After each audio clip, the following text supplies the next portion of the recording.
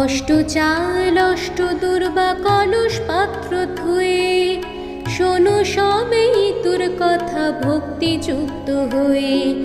ইতু দেন বর ধন ধান্যে পুত্রে পুত্রে ভরে উঠুক ঘর।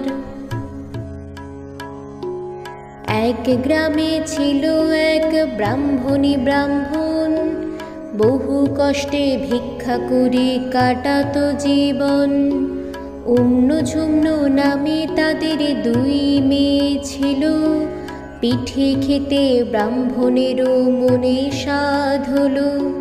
ভিক্ষা করে ব্রাহ্মণ পিঠের জোগাড় করে, সন্ধ্যাকালে আনি তাহা দিল ব্রাহ্মণীরে।